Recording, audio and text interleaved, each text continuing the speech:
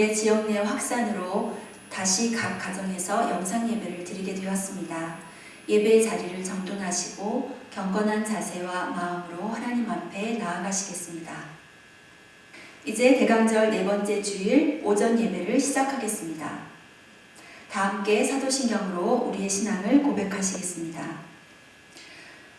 전능하사 천지를 만드신 하나님 아버지를 내가 믿사오며 그 외아들 우리 주 예수 그리스도를 믿사오니 이는 성령으로 잉태하사 동정녀 마리아에게 나시고 본디오 빌라도에게 고난을 받으사 십자가에 못 박혀 죽으시고 장사한 지 사흘 만에 죽은 자 가운데서 다시 살아나시며 하늘에 오르사 전능하신 하나님 우편에 앉아 계시다가 저리로서 사는 자와 죽은 자를 심판하러 오시리라. 성령을 믿사오며 거룩한 공예와 성도가 서로 교통하는 것과 죄를 사하여 주시는 것과 몸이 다시 사는 것과 영원히 사는 것을 믿사옵나이다. 아멘. 다 함께 찬송하시겠습니다.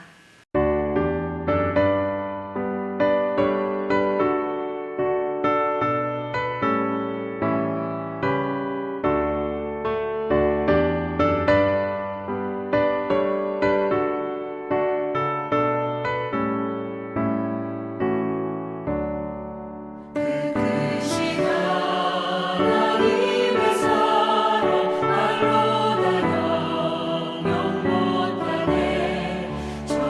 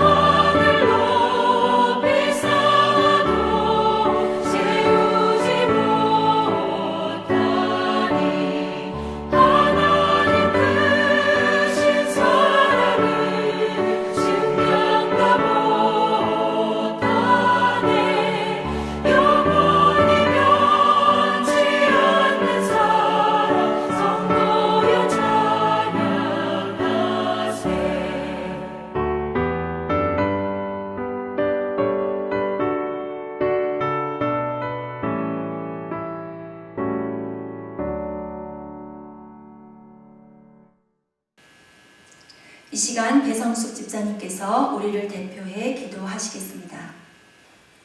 다 같이 기도드리시겠습니다.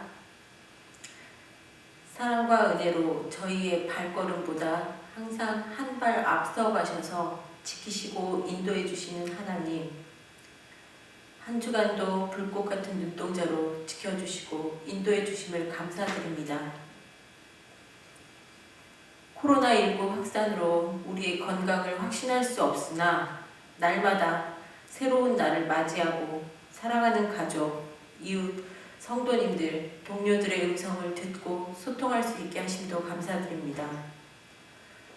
코로나19 팬데믹으로 인해 정말 감사한 일임에도 당연함으로 여기고 소중히 지켜내지 못했던 일들이 많았음을 돌아봅니다.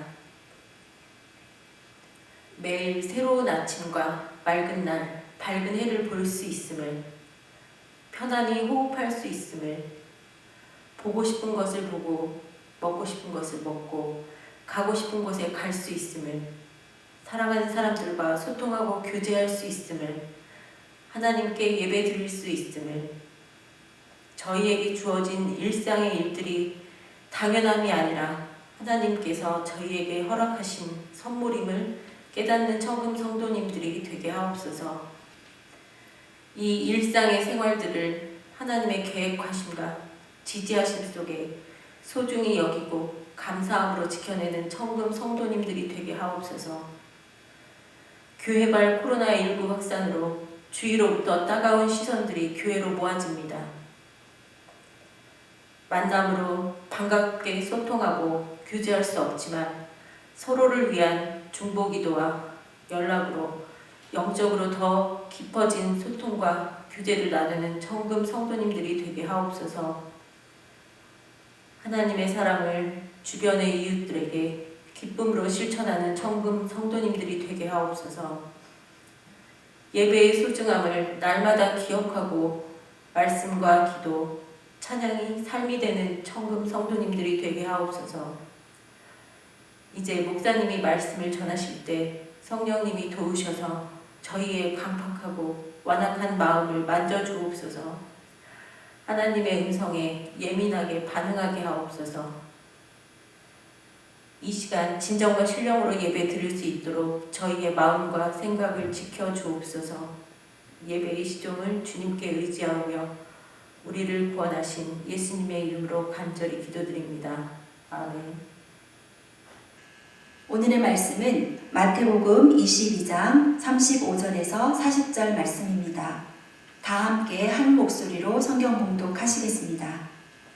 그 중에 한 율법사가 예수를 시험하여 묻되 선생님, 율법 중에서 어느 계명이 크니이까?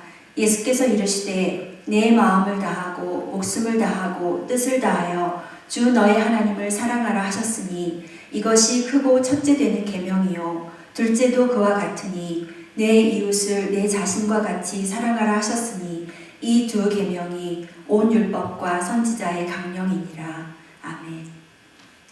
이충성 목사님께서 자기 자신을 사랑하라 라는 제목으로 말씀 전해주시겠습니다. 오늘 본문은 여러분들도 익히 잘 아시는 내용입니다.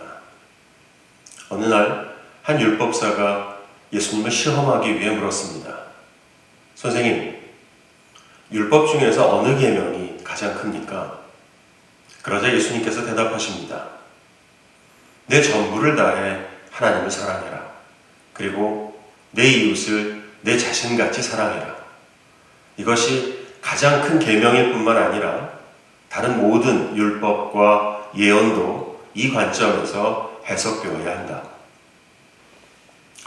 그동안 우리는 이 말씀을 얘기할 때 하나님 사랑과 이웃 사랑에만 초점을 맞춰왔습니다. 그런데 예수님께서 이웃을 어떻게 사랑하라고 하셨습니까? 내 자신같이 사랑하라고 하셨습니다. 내 자신을 사랑하듯 이웃을 사랑하라는 말씀입니다. 물론 이 말씀의 강조점은 이웃 사랑입니다. 하지만 이 말씀에는 자기 자신을 사랑해야 한다는 것이 전제되어 있다는 것을 간과해서는 안 됩니다. 예수님의 말씀은 내 이웃을 사랑해야 하는데 내 자신을 사랑하듯이 사랑하라는 겁니다. 그렇다면 자신을 사랑하지 않는다면 어떻게 될까요? 자신도 사랑하지 않는 사람이 이웃을 사랑할 수 있을까요? 자신에게 실망해서 자기 자신도 사랑하지 않는 사람이 이웃을 포용하며 사랑할 수 있을까요? 불가능한 일입니다. 그래서 이 말씀을 곱씹어 보면 자기 자신을 사랑하지 않는 사람은 다른 사람도 사랑할 수 없다는 것을 깨닫게 됩니다. 그동안 왜 그렇게 사랑이 안 되었는지, 아무리 마음 먹고 애를 써도 왜 그렇게 사랑이 안 되었는지 이제 아시겠습니까? 자기 사랑은 모든 사랑의 출발점입니다. 우리는 흔히 자기 자신을 사랑하는 것은 하나님의 뜻이 아니라고 생각합니다. 오히려 자기 자신을 미워하고 버리고 죽이는 것이 하나님의 뜻이라는 고정관념을 가지고 살아왔습니다. 물론 예수님께서 그런 말씀을 많이 하신 것이 사실입니다. 자기 목숨까지 미워하지 아니하면 나의 제자가 될 수 없다. 나를 따라오려거든 자기를 부인해야 한다. 하지만 우리가 버려야 할 자기와 사랑해야 할 자기는 다릅니다. 추한 욕구로 가득 찬 이기적인 자기가 버려야 할 대상이라면 하나님의 형상으로 창조된 자기는 사랑해야 할 대상인 겁니다. 하나님은 나를 사랑하십니다. 그러므로 나도 나를 사랑해야 합니다. 하나님은 나를 인정하십니다. 그러므로 나도 나를 인정해야 합니다. 하나님이 나를 용납하심으로 나도 나를 용납해야 합니다. 그러기 위해서 우리는 하나님이 나를 사랑하신다는 사실을 분명히 깨달아야 합니다. 우리가 예수님 밖에서 자신을 본다면 사랑할 수 없을지라도 예수님 안에서 자신을 보면 자신을 사랑할 수 있게 됩니다. 예수님께서 나를 위해 십자가에서 지불하신 값을 알고 그 구속의 은혜를 알게 되면 자신을 사랑하고 귀중히 여길 수밖에 없습니다. 우리는 우리 자신의 죄와 허물 때문에 스스로에게 실망하고 낙심하지만 주님은 우리가 아직 죄인 되었을 때 우리를 위하여 죽으심으로 우리를 향하신 그분의 사랑을 확증하셨습니다. 우리는 항상 이 사실을 기억해야 합니다. 주님은 죄인된 우리를 사랑하셔서 십자가에 달리신 겁니다. 하나님께서는 우리가 선해서 사랑하시는 것이 아닙니다. 우리가 쓸모 있어서 사랑하시는 것도 아닙니다. 허물투성이고 구제불능이지만 당신의 사랑으로 인내하시고 우리를 용납하시는 겁니다. 이렇듯 하나님께서 우리를 받아주셨으므로 우리도 자신을 용납해야 합니다. 사랑은 있는 그대로 받아들이는 것입니다. 누가복음 15장의 아버지가 허랑방탕하게 유산을 탕진하고 거지가 되어 돌아온 탕자, 그 아들을 있는 그대로 받아들였듯이 우리도 탕자와 별로 다를 바 없는 우리 자신을 있는 그대로 받아들여야 합니다. 우리가 처한 환경, 우리의 능력, 우리의 외모, 우리의 성격 등 우리의 모든 것을 있는 그대로 받아들여야 합니다. 그런데 이처럼 자신을 받아들이고 사랑하려면 스스로가 자신을 용서해야 합니다. 자기를 용서하는 사람은 인생의 새 출발을 할 수 있지만 자기를 용서하지 못하는 사람은 파멸로 치닫게 됩니다. 베드로는 예수님의 사랑을 받으며 3년 동안 수제자 노릇을 했음에도 불구하고 힘없는 여종 앞에서도 예수님을 부인하는 수치스러운 모습을 보였습니다. 하지만 그는 주님의 사랑으로 자신을 용서하고 자신을 받아들였기에 훗날 주님께 귀하게 쓰임받았습니다. 반면에 가룟 유다는 예수님을 팔아넘긴 일로 양심의 가책을 받아 그 돈을 성전에 내던지고 스스로 목매달아 죽었습니다. 가룟 유다가 더 양심적인 사람처럼 보일 수도 있지만 그는 결국 자신을 용서하지 못하는 교만한 자존심으로 자살이라는 악한 방법을 택한 겁니다. 우리는 자기를 사랑하기 위해 먼저 하나님께서 나를 사랑하신다는 확신을 가져야 합니다. 로마서 8장 32절 말씀입니다. 자기 아들을 아끼지 아니하시고 우리 모든 사람을 위하여 내주시니가 어찌 그 아들과 함께 모든 것을 우리에게 주시지 아니하겠느냐. 아멘. 하나님이 우리를 이렇게까지 사랑하십니다. 아들도 내어주시고 그 아들과 함께 모든 것을 주실 만큼 우리를 사랑하십니다. 여러분이 이 말씀을 읽으실 때마다 이 사실이 깨달아지고 감동이 되고 확신이 들도록 성령께서 역사해 주시기를 축원합니다. 모 언론사에서 모든 면에서 성공한 사람 10명을 선정해서 당신이 볼 때 세상에서 가장 중요한 것 3가지를 꼽아달라고 부탁했습니다. 그들이 심사숙고해서 답을 보내왔습니다. 그 결과 2번째와 3번째는 다 다른데 10명 모두가 첫 번째로 꼽은 것은 일치했습니다. 그게 뭘까요? 모든 면에서 성공한 사람 10사람이 세상에서 가장 중요하다고 생각하는 것, 첫 번째로 중요하다고 생각하는 것이 모두 일치했는데 그게 뭘까요? 하나님일까요? 아닙니다. 가족일까요? 아닙니다. 물론 돈도 아닙니다. 바로 자기 자신이었습니다. 그만큼 인생을 살아가는 데 있어서 자기 자신을 사랑하고 수용하고 귀하게 여기는 것이 중요하다는 말입니다. 그런데 그리스도인들 가운데 많은 사람들이 자기 자신을 귀하게 여기지 않습니다. 과거의 죄 때문일 수도 있고 현재 하나님의 뜻대로 살지 못한다는 죄책감 때문일 수도 있습니다. 하지만 우리가 절대로 잊지 말아야 할 것은 우리가 하나님의 무조건적인 사랑을 받는 귀중한 존재들이라는 사실입니다. 예수님께서 십자가에서 보혈을 흘리신 것은 바로 우리를 위해서입니다. 우린 그만큼 귀한 존재들입니다. 하나님은 죄를 미워하시지만 죄를 지으며 사는 우리는 조건 없이 사랑하십니다. 우리가 모든 면에서 부족하다 할지라도 자신을 너무 들볶지 말고 귀하게 여겨야 할 이유가 여기에 있습니다. 우리는 모두 하나님의 무조건적인 사랑을 받고 있는 존재이기 때문입니다. 그리고 자신을 진심으로 사랑할 수 있어야 하나님을 사랑할 수 있고 이웃도 사랑할 수 있습니다. 요즘처럼 힘들고 낙심될 때, 포기해야 하는 것들이 점점 늘어가는 이때 우리가 세상에 전해야 할 가장 중요한 메시지는 바로 이것입니다. 여러분은 귀중한 존재입니다. 자신을 하찮은 존재로 여기지 마십시오.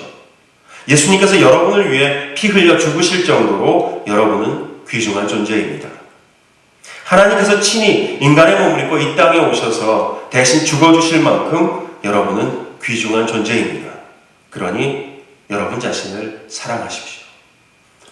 탕자의 이야기에서 알 수 있듯이 하나님은 우리의 행위 때문에 사랑하시는 것이 아니라 우리의 존재 자체를 사랑하시는 분입니다. 탕자의 행위가 아니라 탕자의 존재 자체를 품어주시고 사랑하신 겁니다.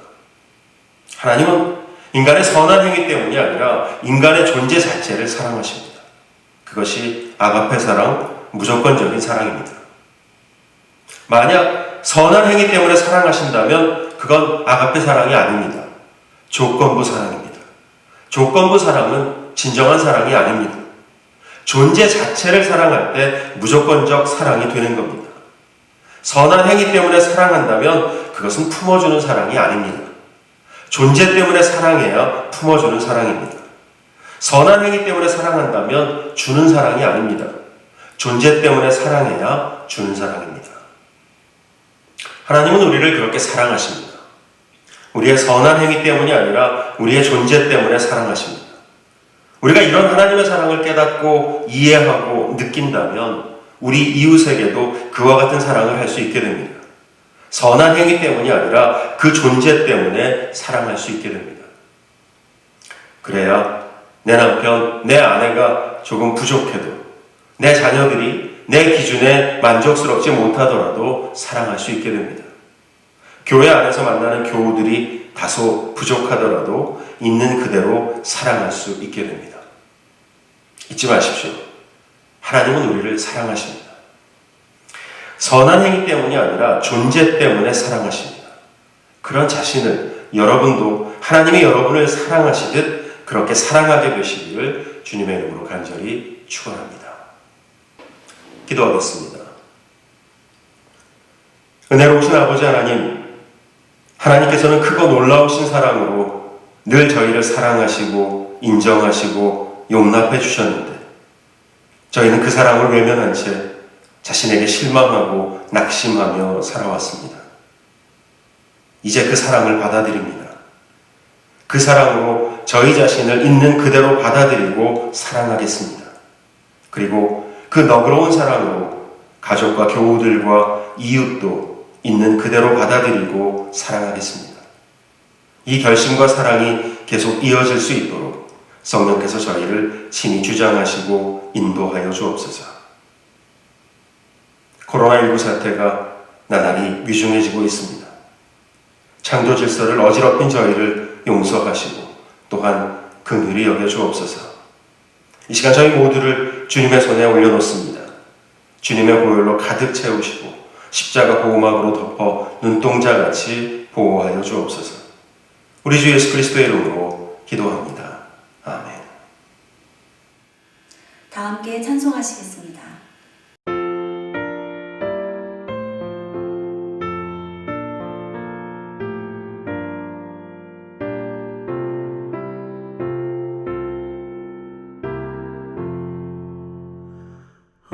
하나님 사랑은 온전한 참 사랑 내 맘에 부어주시사 충만케 하소서. 내 주님 참 사랑 햇빛과 같으니 그 사랑 내게 비추사 뜨겁게 하소서.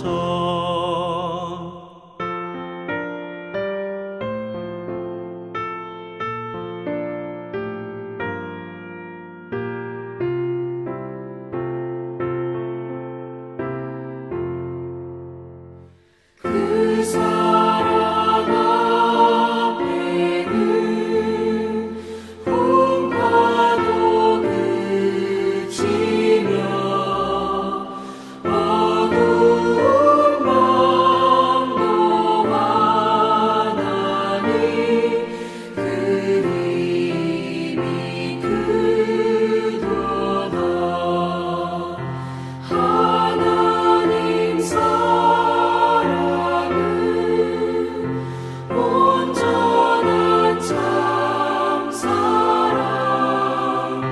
내 맘과 영에 채우사 새 힘을 주소서.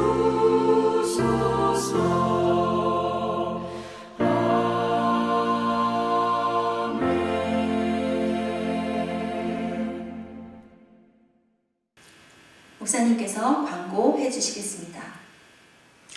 교회 소식 알려드립니다. 또 이렇게 온라인 예배를 드리게 되었습니다.